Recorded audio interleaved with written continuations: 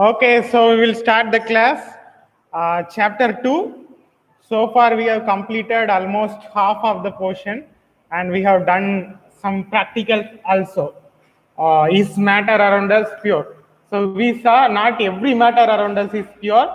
Pure in the sense, usually elements and compounds are pure. In chemical, we studied about various elements: hydrogen, nitrogen, oxygen.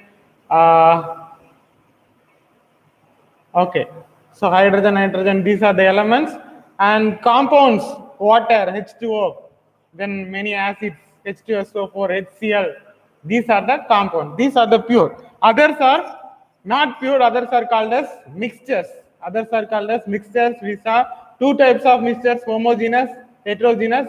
Homogeneous, it will be uniform throughout. Okay, uniform in the sense, example, sugar solution, and heterogeneous, we saw two examples, very good examples: suspension and colloids. In heterogeneous, we saw two good examples: suspension and colloids, isn't it? So I hope you remember everything. And we discussed about the properties of solution, suspension and colloids. And then we saw about the concentration of solution in the last class, isn't it? Concentration. What do you mean by concentration? What do you mean by dilution? What do you mean by saturation? What do you mean by unsaturation? Everything we saw. I hope you are clear with that. And in the last practical, we did two different types. One is separation of oil from water. Okay, please listen. Don't play in the comment. Okay, so one is separation of oil from water, and another one about sublimation. Okay, so these things will come under the topic separating the components of mixture.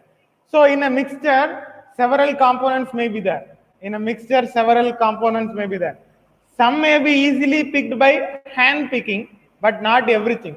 For example, I already told you, in moody mixture, we can pick the components by hand picking. But in sugar solution, you cannot separate sugar by picking the sugar by hand, isn't it? So certain mixture needs certain special physical method, certain special physical method for separating. So we are going to see this. We are going to see this.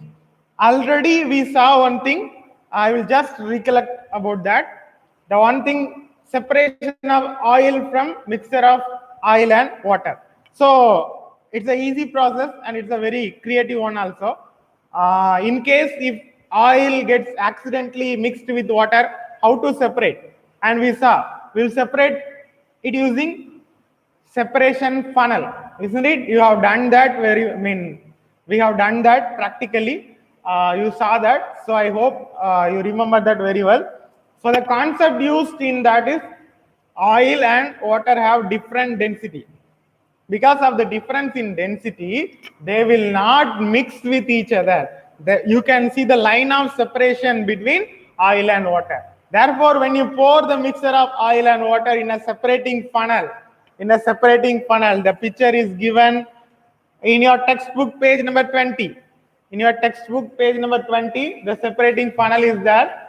When you pour out the mixture of oil and water, you will see oil at the top, oil floating in the water. So oil at the top, water at the bottom. Okay. So the separating funnel has a stopcock at the bottom. So when you open it gently, first water will come down. In the bottom, water is there. So water will come down. So you will wait till all the water comes down, and once the last drop of water comes out, you will close the stopcock. So in the separating funnel, only oil will be remain. So that's the technique we did practically. Okay, so that is mainly used to separate the. Okay, so one thing mainly it is used to separate oil from water. Then there is another application also. The same process is used to remove the impurities from iron. You should understand one thing. In nature, not all the metals are available in pure form. For example, if you consider iron or if you consider any metal, you will not see the pure iron in nature. You may get it in ore form, O-R-E. Ore is mean, what is the meaning of ore? Ore is the basic mineral or the basic compound from which iron is extracted. from which iron is extracted. Therefore, if you want pure iron, you should purify that. Okay, you should purify. There are some impurities. There may be some impurities. In case of iron, the impurities are called as slag. I am typing it. The impurities SLAG, slag. Okay. So this process is also used to remove the slag, that is, remove the impurities from the iron. Okay. When you separate iron from its ore, that is from its source, there may be some impurities called as slag. This process is used to remove the slag.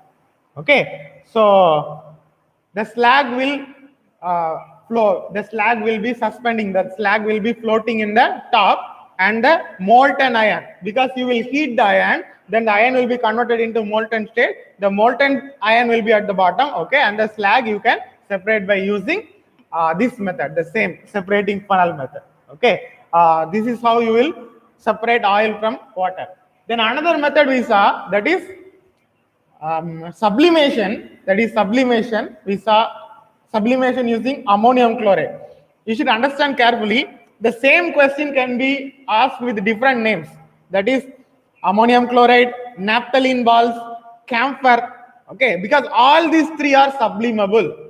Ammonium chloride, camphor, and naphthalene balls. All these three are sublimable. So sometimes they may change the question. How will you separate ammonium chloride? They may ask. Sometimes they may ask, how will you separate camphor? Okay, in your book it is given how to separate a mixture of salt and camphor. Okay, camphor undergoes sublimation, Karpuro. Camphor undergoes sublimation, but salt won't undergo sublimation. That's the difference. That is the concept used in separating salt and ammonium chloride, salt and camphor, salt and naphthalene ball. Okay, so naphthalene ball, leave it. We can consider salt and camphor, or otherwise salt and ammonium chloride. So from the last experiment we did, you should have got some idea. So sometimes if ammonium chloride is mixed with normal table salt, that is sodium chloride, what will you do? How will you separate? So what you have to do? You have to take the mixture of salt and ammonium chloride, or the mixture of salt and camphor. One is sublimable, another one is not sublimable. That is, one undergoes sublimation, the other won't undergo sublimation. Please wait. Okay. Okay, that's the difference between both. One is sublimable and the another one is non-sublimable. Okay, so in this case, how will you separate? You should take the mixture of salt and the ammonium chloride in a china dish. Okay, and you should start heating it, because when you start heating, what will happen? The ammonium chloride, the sublimable substance, the camphor or the ammonium chloride, that undergoes sublimation. That is, that will be converted from solid state into gaseous state. You know, sublimation means the conversion of a matter from solid state directly into gaseous state. Okay, so ammonium chloride will start to sublime, will start to convert into gas, but salt won't get converted. Salt will remain salt only. Therefore, you always know gas will always go up. Gas, hot air, warm gas, warm air will always go up. Therefore, in order to prevent it from going up, you are using a funnel, inverted funnel. You can see it, figure 2.7. Please keep the textbook with you. Page number 20, figure 2.7. Okay, and inverted funnel is kept over the china dish, and the tip of the funnel is covered with a cotton plug or anything, so that the gas, the sublimed gas, won't escape. So now what happened? You would have saw clearly in the practical. Ammonium chloride slowly started converting into gas, and the gas cannot go out, so it is remaining inside the funnel. The gas would remain inside the funnel.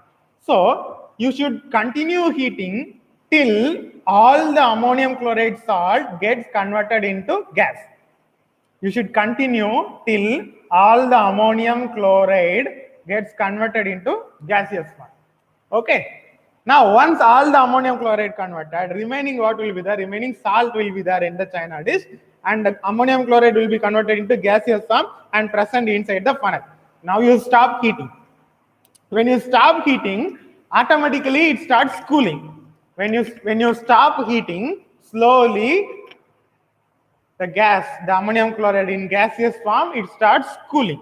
You know the reverse process of sublimation. When you heat, solid will be converted into gas. When you cool, what will happen? When you cool, gas will be converted back into solid. So when cooling happens, this gaseous ammonium chloride is again converted into solid form, and it will get deposited in the sides of the funnel. The ammonium chloride salts get deposited. You can even collect it with your finger. If you do like this in the funnel, salt will come in your hand. This is the way we can separate ammonium chloride, or normally you study like this. This is the way you can separate a mixture of a sublimable and a non-sublimable substance. Sublimable means a substance that can undergo sublimation. Non-sublimable means a substance that cannot undergo sublimation. Understood or not? Is it clear? Any doubt in this? Now we can go to the next topic. Any doubt in this?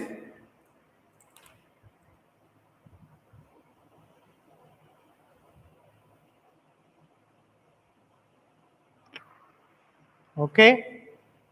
So I think no doubt. Okay. Now the next thing. The next topic, please listen. How can we separate dye from ink? How can we separate dye? Dye means colored component from ink. You would have saw red ink, blue ink, black ink, different types of ink. Nowadays, you are mostly using ballpoint pens or gel pens. When we were students, we often use ink pen. I hope you also know about ink pen. You can fill ink in the pen and you can use till the ink gets empty. So the ink is made up of dye. Ink is a mixture of dye and water. DYE. Dye means colored component. DYE. Ink is a mixture of dye and water. Now you want to separate. Please listen carefully. Yeah, fountain pens, fountain pen, hero pen. Many types of pens are there. Okay. Helmet ondha irukku nenikkren paathuka. Okay, so listen. Paathuka. Okay, so you should understand the concept. Water is there, dye is there. Water can undergo evaporation. When you heat, water will undergo evaporation and dye won't undergo evaporation. That is the concept used here. So what you will do, you should take the ink and you should make it to undergo evaporation. You should be very careful. There is a difference between evaporation and boiling. You should not make the water to boil, but you should make the water only to evaporate. Why? Because when you make it to boil, what may happen? The dye product may also go along with the vapor. Understood or not?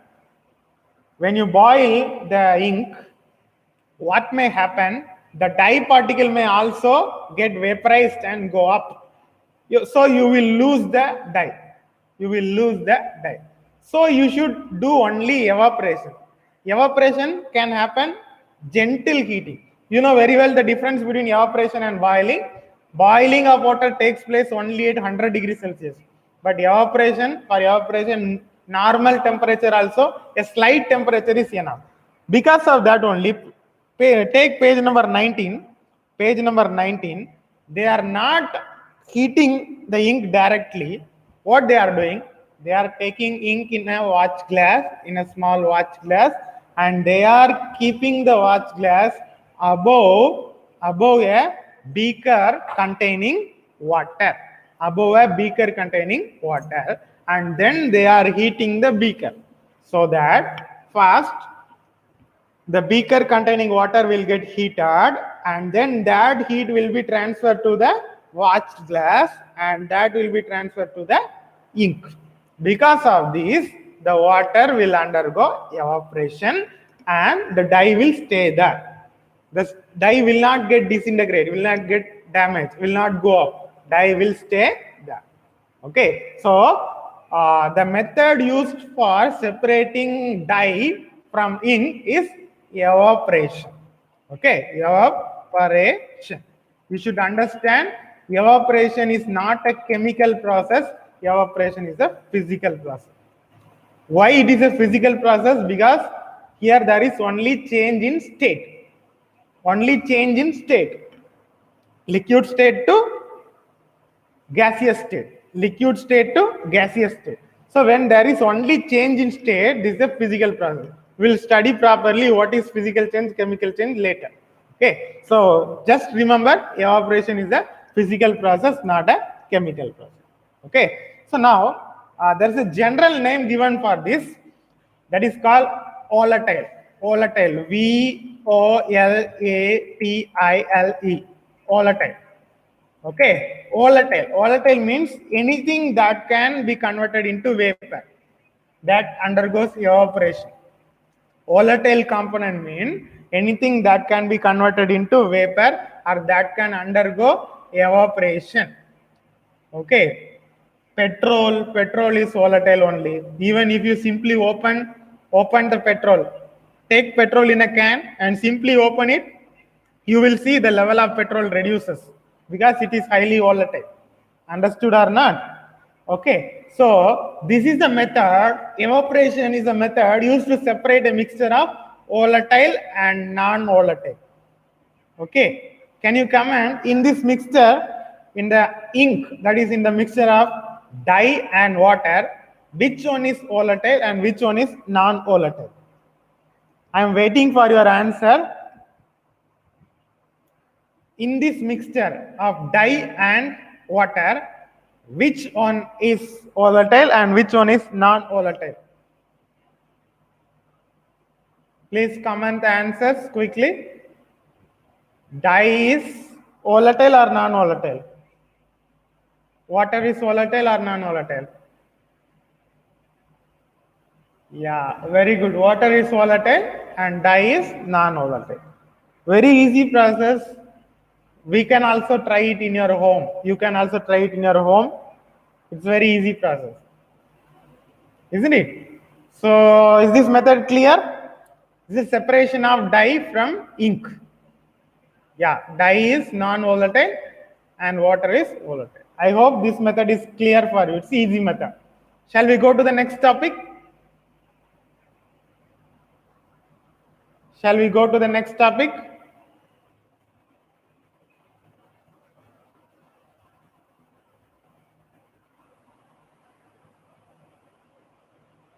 Okay.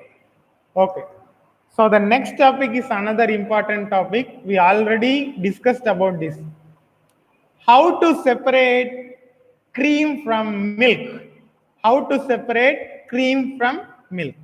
So there is a process called centrifugation. CENTRIFUGATION. Centrifugation. We are going to see about centrifugation. You would have already got some idea about this, I hope. So centrifugation, milk, they will call it as churning of milk. Churning. Spelling, see the spelling in comment. Churning. Churning of milk. I am trying for getting a picture of milk churner. Milk churner can be of different types. This is the common Indian one. Indian milk churner. Can you see that? Milk churner. This is the milk churner that is commonly used in India. But there are many different types of milk churner also. This is also a milk churner. I hope you saw that. Yeah, even you may have it in your home. Yeah. This is what milk churner is. Okay, very good. Okay, so now, you know, milk contains water, fat, lipids, several cream products in it. Okay, milk cream. Uh, from milk, many products are produced. Cheese, butter, paneer. Some of you may have paneer as your favorite, isn't it? Okay, so there are different products that can be produced from milk, that can be obtained from milk. So for obtaining this, what we have to do, you have to separate the cream from the milk. Milk contains the milk cream in it. You have to separate the cream products. Okay, when you separate the cream, from that cream we can obtain whatever you want, cheese or paneer or butter or ghee, whatever you want, you can prepare that.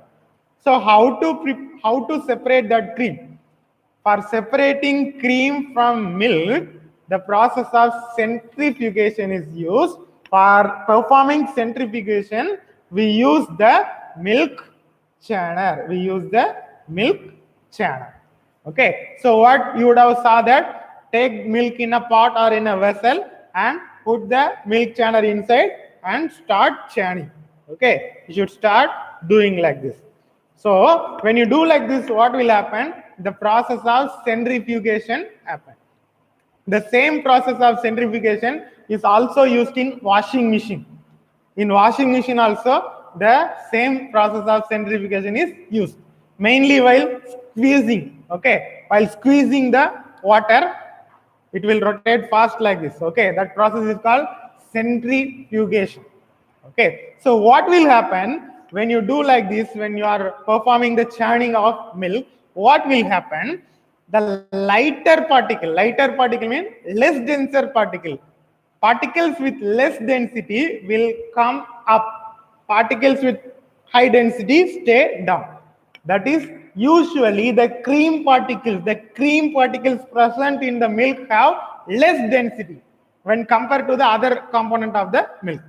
Therefore, when you do the churning continuously, slowly the lighter cream particle comes up, while the remaining particles, the remaining portion of the milk stays down, because the remaining portion of milk is little high density, have high density when compared to the cream. Okay, cream particle. So what will happen when you continuously doing the churning, continuously performing the centrifugation, what will happen? The lighter cream particle comes up and you can separate that.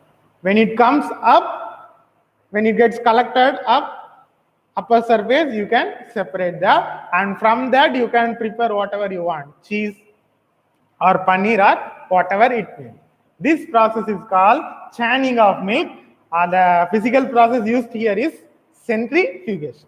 Okay, so always remember the same centrifugation process is also used in washing machine. Why I am mentioning this? Sometimes they may ask you the applications of centrifugation. Okay, yeah, butter also. In application of centrifugation, first you will write it is used to separate cream from milk. It is used in dairies. Dairy means that what you tell where they will sell the milk and all. Okay, milk products are also called as dairy products. Okay, so it is used to separate butter or cream from the milk. Okay, from the milk you are separating the cream. From the cream you can separate the butter and whatever product you may need. Okay, then second use is washing machine. It is used in washing machine, mainly in squeezing the water out of the wet cloths. Okay, then another one option is also given. The third application, it is used in diagnostic laboratory for blood and urine test. Diagnostic means you have Sulochana. We have Sulochana lab, where you will go for testing your blood, testing your urine. That is called diagnostic. You will check for any disease or not. Okay, the same process is used in diagnostic laboratories also. Okay, so to check the level, and to check whether there is any problem in your blood or urine. Okay, these three are the application. Number one, it is used to separate cream from milk. It is used in dairy industries. Number two, it is used in washing machine, mainly to squeeze the water out of the wet cloth. And number three, it is used in diagnostic laboratory. Example, blood testing, urine testing, etc. Okay, so that's all. Okay, we have completed 4 topics. Do you have any doubt in this?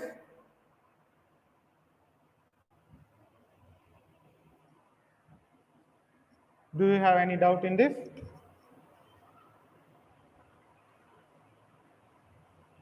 No? Okay.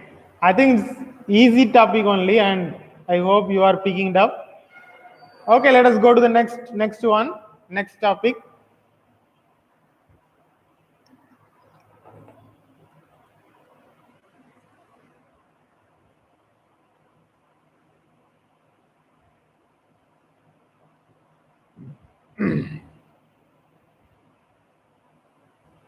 Okay. So let us go to the next topic.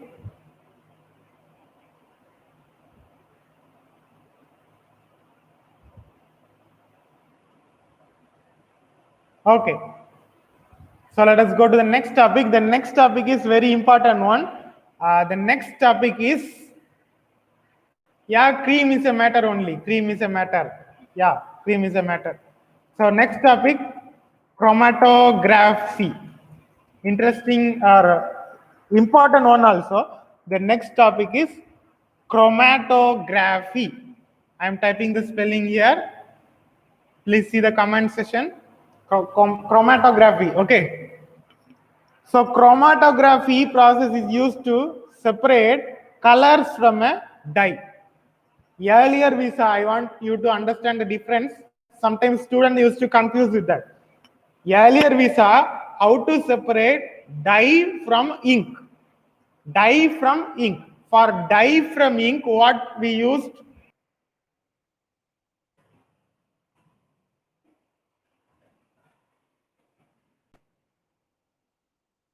Colors from dye. Here you use chromatography.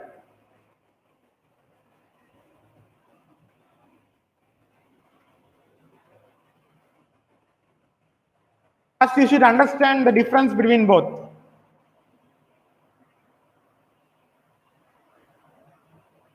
Okay.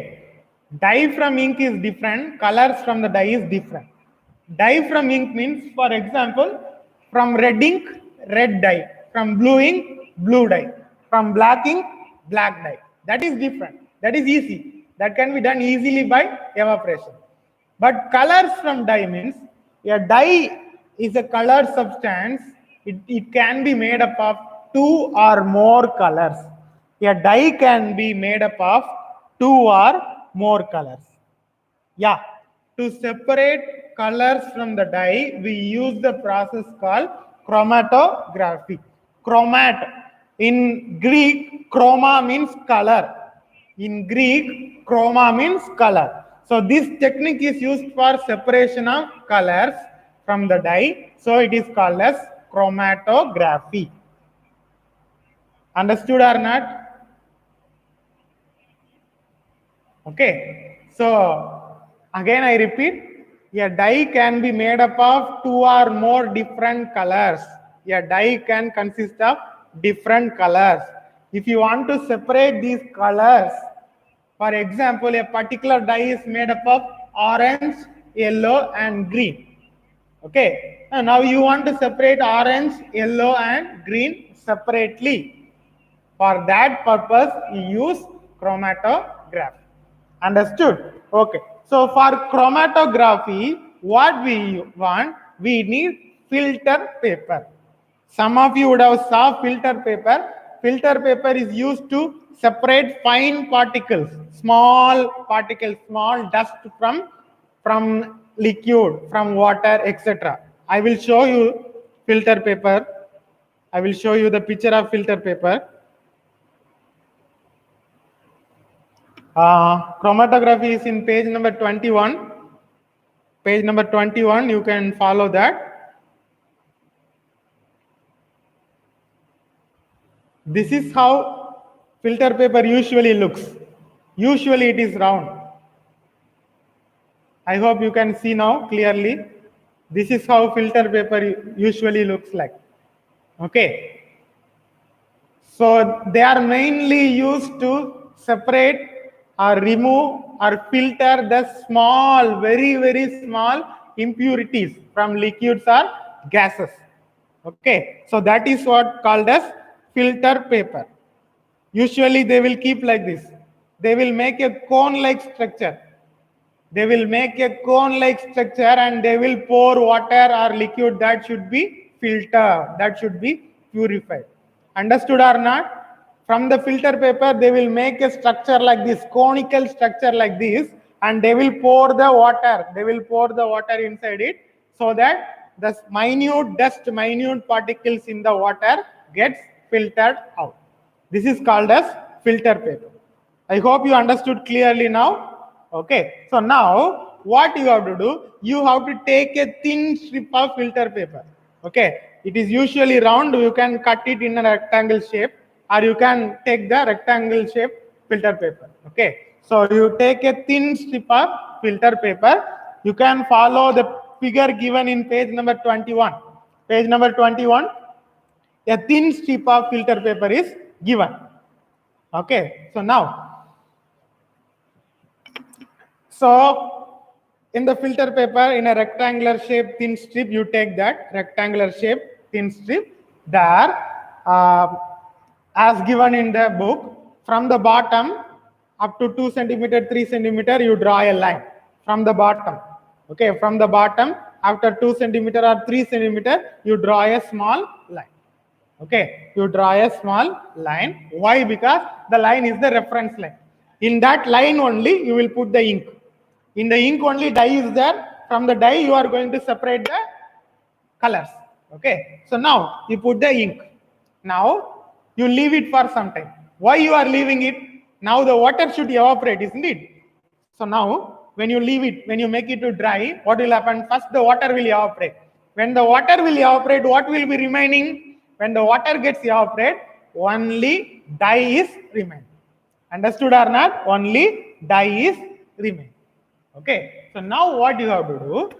Now after some time, take the filter paper, rectangular shape filter paper, dye is there. Okay. So now gently put it inside a, gently introduce inside a beaker containing water. This filter paper can easily absorb the water. So you just introduce it inside the beaker containing water, the filter paper. But make sure water should not directly touch the dye. That is why we have drawn the 3 centimeter line, reference line.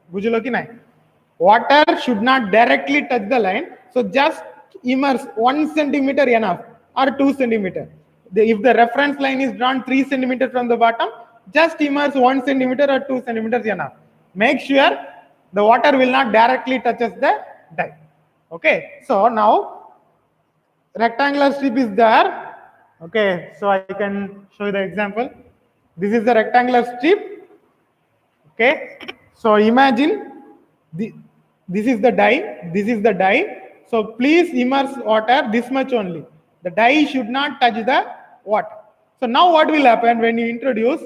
The filter paper will absorb water, na? So what will happen? Water will go up. The filter paper absorbs the water, therefore water will rise up. Understood or not? This much you understood clearly or not? If you understood, then I will proceed. Please reply whether you understood this much clearly. Students, please comment whether you understood or not. When you introduce the filter paper in water, filter paper will absorb the water, so water will rise up in the filter paper. From here, it will rise up. Yeah, I hope you understood. Now, okay, now listen. When water rises up, it will take the dye also with it. When water rises up, here is the dye. When water rises up, it will take the dye also with it. Okay. So in the dye, different colors are there. For example, orange, yellow, green. Some colors may be more soluble in water, some colors may be less soluble in water. For example, orange pigment, orange colors, highly soluble. Yellow, second. And green is not highly soluble. Therefore, when it picks the dye, which one is highly soluble? Orange is highly soluble. Nah? So orange will immediately get soluble and orange will go in the top. Orange will go to the top because it is highly soluble, so it will go up. Second, yellow. Again, yellow is second, so yellow will follow that. For example, orange will reach the top, yellow will go second. Green is not highly soluble, green will go slowly. This is the concept. When water level increases, it takes dye also with it. Among the dye, which color is more soluble, that will rise as fast. Which color is second most, that will go second. Which color is third, that will go third. This is how. So now if you take the filter paper, orange will be found here, yellow will be found here, green will be found at the bottom. This is how you will separate the colors using chromatography. It's easy, na? Understood or not? So chromatography concept depends on the solubility of the colors. Which color is more soluble, that will go up. Which color is less soluble, that will stay down. Now you will see the difference. Here orange color, here yellow color, here green color. Okay. So I have told the colors only for example. Okay. So we cannot say which color is more soluble. It depends on the type of the pigments. Usually orange pigments are highly soluble, and it will differ based on in water solubility may be different, in alcohol solubility may be different. So we cannot judge, but the concept you should understand. Which color is more soluble, that will go up. Which color is less soluble, that will stay down. That is what you need to understand, because the solubility of colors may differ from the medium, based on the medium. In water, it may be different. In alcohol, it may be different. In some other solution, some other liquid, it may be different. Understood or not? Okay. So I hope you got the concept behind this. I hope you got the concept behind chromatography, isn't it?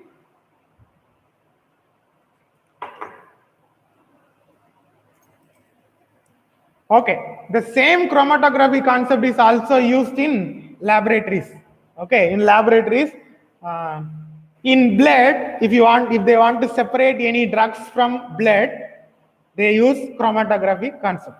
Okay. It is three uses are given.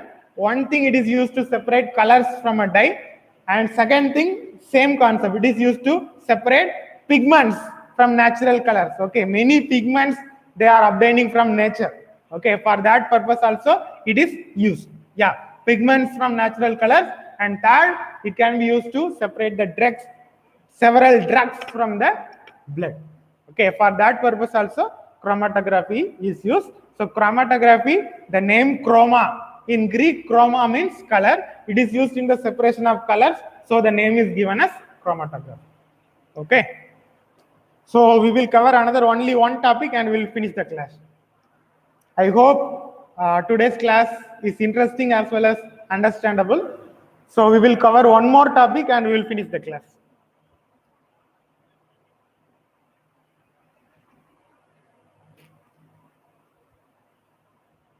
Okay. Okay, one small topic we will cover. So please listen. I think we can start it. The topic is, earlier we saw separation of oil and water. Oil and water are immiscible. Oil and water are immiscible. They have different density. They cannot mix with each other. But now we are going to see how to separate two miscible liquids. How to separate the mixture of two miscible. Miscible wale miscible. They will mix with each other. They will mix with each other easily. Example, there is a thing called acetone. In your book, it is given acetone. Acetone means it is a type of ketone. You will study in 10th standard. As of now, you understand. You know nail polish remover. Nail polish remover. In nail polish remover, acetone is the main component. Okay, as of now, you remember like that. Okay. Example for a mixture of dye and water is ink only. Ink, red ink, blue ink, black ink, many inks. Okay. So now listen. So miscible means they will completely mix with each other. You cannot find the boundary line. In oil and water, you can see the boundary. But in miscible liquid, you cannot see. Acetone and water completely mixed with each other. You cannot differentiate where is water, where is acetone. Okay. Yeah, it's not exactly spirit, but spirit means like alcohol will be there. This is not alcohol, this is ketone. You will study in detail in 10th standard, ma. That is called ketone. Acetone is a type of ketone. You will study it 10th standard. As of now, you just think it as a nail polish remover. Okay. So let us go. Listen. So miscible liquid means they will completely mix with each other. Why? Because they have almost same density, relatively same density. Okay. Therefore, you cannot separate it easily by separating funnel. So in this case, there is a process called as distillation. Distillation. Example for miscible is it? I already told acetone and liquid. Which one will completely mix with each other? They won't float. They will completely mix with each other. Even alcohol and water are miscible. Alcohol and water miscible only. They will drink alcohol, they will mix with water. That is miscible only. Whatever you see, rasna, and in rose milk you are mixing water. In rasna you are mixing water. They will completely mix, mean that is miscible only. Okay. Miscible liquid example is easy. Alcohol and water is a good example for miscible. Okay. So these type of miscible liquids can be separated by using distillation. Yeah, different type of cold drinks can also be considered as an example. They are separated by a process called distillation. And the concept behind this is, though they are miscible, they may have different boiling points. For example, acetone and water's boiling point is 100 degrees Celsius. Acetone's boiling point is less than 60. It is 56 degrees Celsius. Boiling point is different. Please listen carefully. Though they mix with each other, their boiling point is different. Water's boiling point is 100 degrees Celsius. Acetone's boiling point is 56 degrees Celsius. Therefore, that is the logic used here. Okay. So, what will happen? They will take the mixture of acetone and water and they will start heating it. They will start heating it. Once the temperature reaches 56 degrees Celsius, what will happen? Acetone will undergo boiling and acetone is converted into vapor. Usually acetone is in liquid form. Now it is converted into gas form. You know, hot air, warm air will always go up. Now see the figure in page number 21. In page number 21, a figure is given. You are seeing that.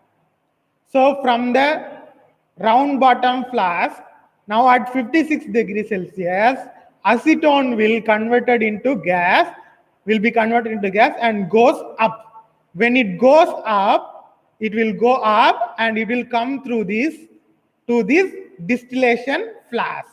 Okay, it will rise up and it will come to the distillation flask. So here what will happen? Here it will undergo condensation. You know condensation? Boiling means conversion of liquid into gas. Condensation means the gas will again converted into liquid. On heating, liquid will be converted into gas. On cooling, gas will be again converted into again converted into liquid. That is called condensation. Okay, that is called condensation. How it undergo condensation means cold water will be there. Okay, for example, see here, here it is mentioned na cold water. Here cold water will be flowing.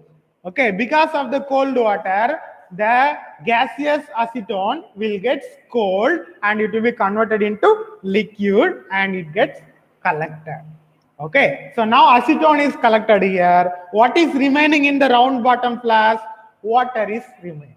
So this is how we can separate two miscible liquids.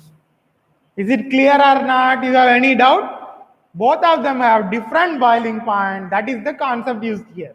So the one with least boiling point, that will get vaporized fast and that will be collected and that will be again condensed and it is collected separately. This is how acetone is separated from water. The concept used here is difference in boiling point. Difference in boiling point. Water has high boiling point, acetone has low boiling point, 56 degrees Celsius. When temperature reaches 56 degrees Celsius, acetone will be converted into gas and it goes up. It goes up and it gets collected in the side and there it gets condensed. Condensed means it gets cool. It gets cool and the gas, because of the cooling, the gas will be again converted into liquid and the liquid gets collected and the liquid gets collected. Understood or not? Okay. So one more thing I want to mention, there are two types of distillation. One is simple distillation, another one is fractional distillation. Fractional distillation is an important question. Fractional distillation is a very, very, very important question because that concept is used for separating the petroleum products, kerosene, diesel, everything, crude oil, all this. Okay, so we will study that later. So now I will tell what is the difference between simple distillation and fractional distillation. Okay, please listen carefully. So the concept used in distillation is difference in boiling point. When the difference in boiling point between the two liquids is greater than 25 Kelvin, when the difference in boiling point of the two liquids is greater than 25 Kelvin, it is very easy to separate. So there you will use simple distillation. Simple distillation means what we saw just now, given in page number 21. Okay, if the difference in boiling point, for example, acetone 56 degrees Celsius, water 100 degrees Celsius. So the difference in boiling point is 100 minus 56. How much? 100 minus 56. 44 degree. 44 is greater than 25. So if it is greater than 25, you will use simple distillation. But if the difference in boiling point is very less than 25, like 10 degree, 10 Kelvin or 10 degrees Celsius, 20 Kelvin, 5 Kelvin. In that case, if you perform simple distillation, you will not get the pure product. You may not get pure product. In that case, you will use fractional distillation. Understood or not? In that case, you will use fractional distillation. So there is a small difference in normal simple distillation. We already saw the picture.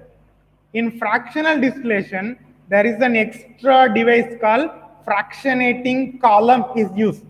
There is an extra device called fractionating column is used. Okay, that is the difference between simple distillation and fractional distillation. We'll study fractional distillation in the next class. I hope fractional distillation can be better explained using drawings, okay, using the figure and all. I again repeat, in fractional distillation, there is a special device called fractionating column. Fractionating column. You can see the figure. You can see the figure given in page number 22. You can see the figure given in page number 22. Okay, please see the figure. There is an extra device called as fractionating column. In fractionating column, what will be there? Several beads. Beads are present. Several beads. The beads will provide space for cooling and condensing. Okay, beads will provide space for cooling and condensing. Okay, I am done now. We'll stop the class now with simple distillation. Fractional distillation we can see in the next chapter. Beads 9, beads. Beads round will be there. Gals used to wear that mali beads made of beads. Okay, beads. Okay, it contains several beads there. Understood? We'll see that clearly in the next class. I really enjoyed today's class. I hope you also enjoyed the class, and the lesson is really very easy and interesting also. Fractionating, fractional distillation is very important topic, because you have a 5-mark question. You have a big question there. How can we obtain different gases from air? How can we obtain different gases from air? Then number one. Then number two, how can we separate different petroleum products from crude oil? Okay, these two questions, the answer is same. The answer is fractional distillation. So we will see that in the next chapter. I request you to read till page number 22. We have covered, or at least page number 21. So far we have covered in chapter 2 up to page number 21. I request you to read the textbook. Don't miss even one line. If you want to score good marks in science, read all the lines given in the NCERT book. Not even one line should be mixed. Okay. So you know crude oil is the base from which diesel, kerosene, petrol, everything is obtained. And you know presently the crude oil price is very much less.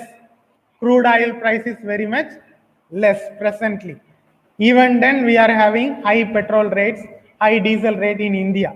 In other countries, when crude oil price decrease, petrol diesel price also decrease. That should be that is correct.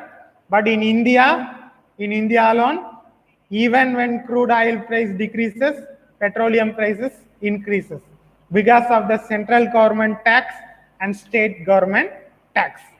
Okay, so let it be. But that's the thing you should know. Crude oil is the base for obtaining kerosene, diesel, and petrol. So when the crude oil rate decreases, petroleum rate, diesel rate may also decrease. Okay, so that's all. With this, we conclude today's class. I will see you in the next class. Please go through your textbook. Please be sincere. Yeah. You have any doubts, you can ask me in WhatsApp. Okay. See you all. Stay safe, stay home, stay safe. Thank you. Thank you, children. Thank you.